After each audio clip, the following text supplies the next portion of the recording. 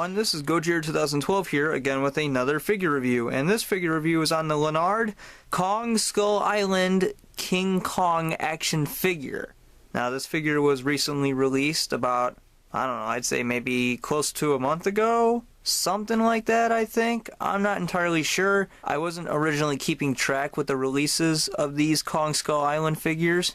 Can you really blame me? At that point, I was just kind of like more excited about the movie than I was the merchandise, to the point where I kind of forgot there was merchandise. But I saw that everybody and their freaking grandma had this action figure, so I decided, what the hell, I might as well pick it up too. And yeah, this is one big ass Kong figure. It's definitely the biggest one I've seen in a long time. I think the only one that comes close is, there was a Kong around this size that was like released for the Peter Jackson's King Kong movie. Like it was like, I forgot, but oh, you know what it did? It like pounded its chest in like a gorilla. I forgot. It's been so long, man. That movie came out in 2005, and wow, that was like what, fucking 12 years ago? Man, time really does fly by, doesn't it? But let's be honest here, we're not really here to talk about this Kong Skull Island figure. We're not talking about King Kong or any of the monsters in the movie. We're actually here to talk about this guy who came with the set, because why the hell not, right? I mean, just look at this dude. He clearly means business. The dude has a frickin' RPG. If that doesn't tell you he's serious, then I don't know what will. His entire outfit is green. The RPG itself is also green. And he's so serious that there's plastic wrapped around his hand to where he has to hold the rocket to where he's never gonna drop it. So you know he's focused on what he's doing. He is a man on a mission. Who the hell am I kidding? This thing looks cheaply made anyway. We're not here to talk about that. We're here to talk about the king. Because, well, of course he's king around here. Well, actually, no, that's me. I wish I was, but I guess I'm not. But this King Kong figure, just about everybody wants him or has him at this point. And you know what? We're going to take a look at this figure right now and see why everybody wants it. Now, you're going to have to excuse me because I'm probably going to bump into the camera a few times, because have you ever tried to film a big action figure like this the way you normally do it? It doesn't work out because you can't get the figure in the entire shot. So I had to improvise and pull out this big ass tripod I have. There may be times where you see me walk into the camera. Hope you don't mind that. So let's get right into it. So as you can see, the figure has a good amount of movement. Like the arms can move up and down, both of them. See right over here, arm can move up and down, as well as the elbows bending, and the hands can also move, but they're very stiff, so you're not going to get too much movement out of them. The elbows actually move more than you think. See, they got a little double joint here, so they can move upward like this if you really wanted them to, like that. It's pretty cool. I didn't expect this figure to have that much variety of movement as far as like the arms go. And the feet move too, but these are actually more looser than the hands, so you can get a bit more freedom out of it. And the head can move too, but as you can see, it just wants to stay in one position. So for example, you know, King Kong's on Skull Island minding his own business, and then one of the islanders brings in a big booty girl, and he's like, whoa! Hey girl!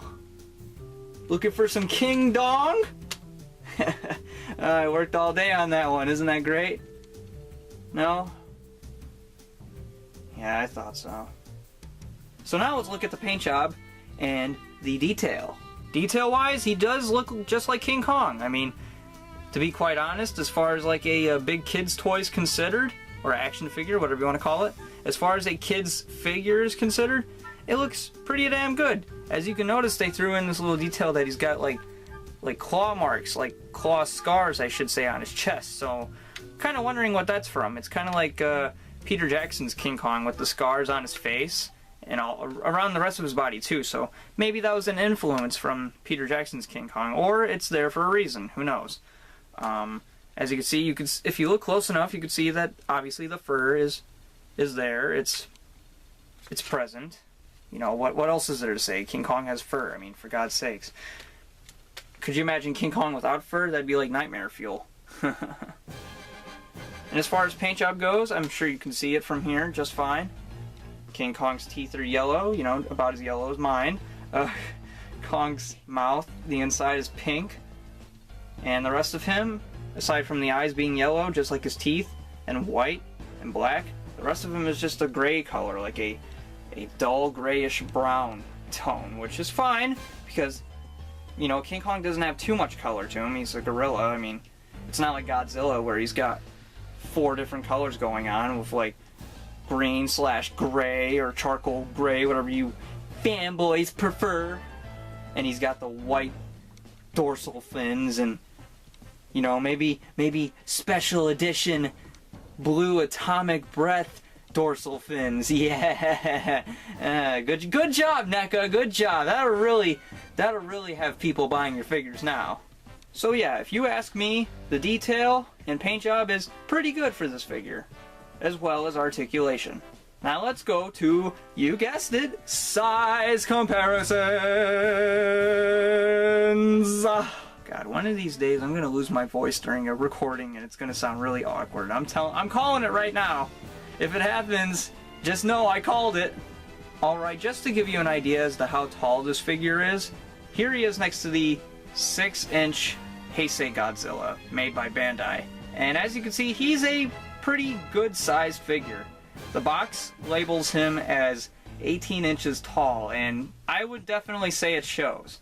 He is a big figure, and man, I'll tell you, I'm already gonna have enough trouble finding where he's gonna go in my collection space. It's gonna be extremely difficult to figure out something for him, because at this point my collection is full of so much shit that it's gonna take probably about a year, or at least for me, to find a spot for him to sit at.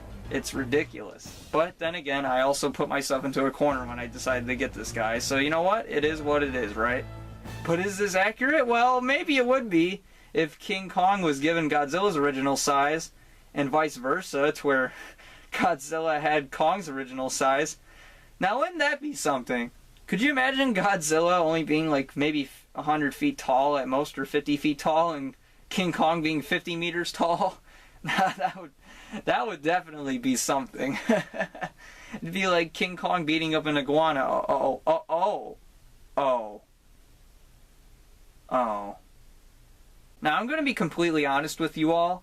There's not really that many figures that I can compare to this guy to, except for one. And I'm fairly certain you know who it is. And lastly, here he is next to the Jakks Pacific 2014 Godzilla action figure. And as you can see, I'm guessing this is how it's going to be size-wise in Kong versus Godzilla. Because Kong is definitely going to be shorter than Godzilla, there's no question about it. But I don't think he's going to be too short compared to Godzilla.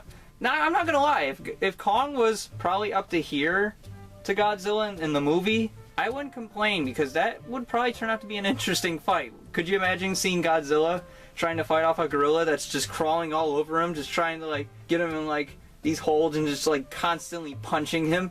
That would be thoroughly entertaining to me, but then again, it'd probably come off as cheesy to some movie audiences. But yeah, I'm not gonna lie, I think I love this Kong just as much as I love this Jakks Pacific. Like I've mentioned before, the only real way to love the Jakks Pacific Godzilla is to caress him.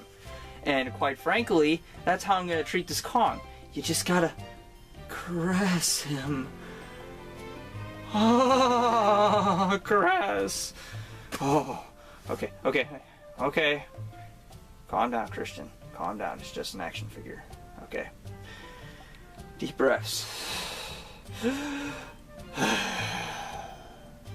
Okay, I think I'm fine now. Alright. I think I'm fine.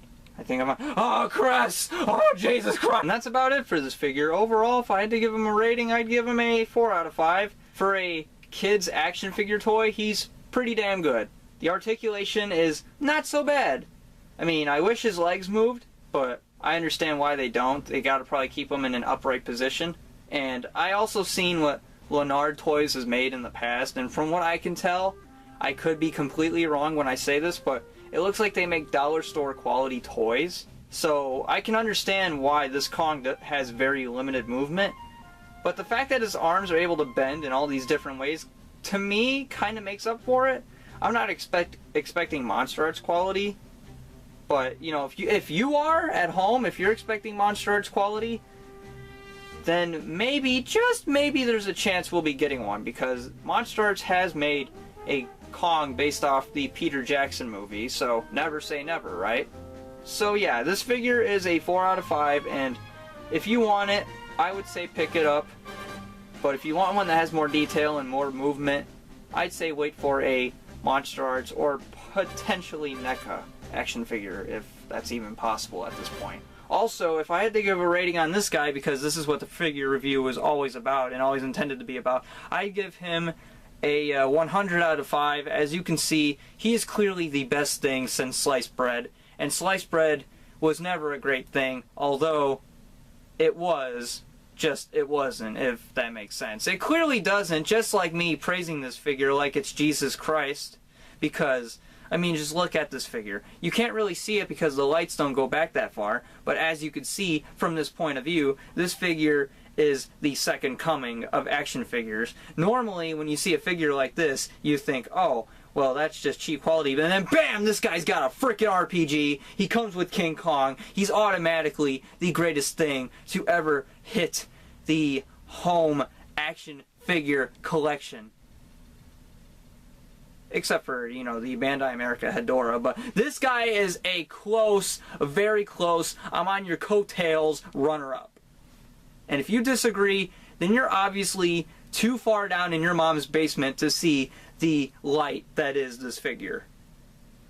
This is Gojira 2012 saying farewell for now. This figure is God, and this figure is its son Jesus. Get with it or get out.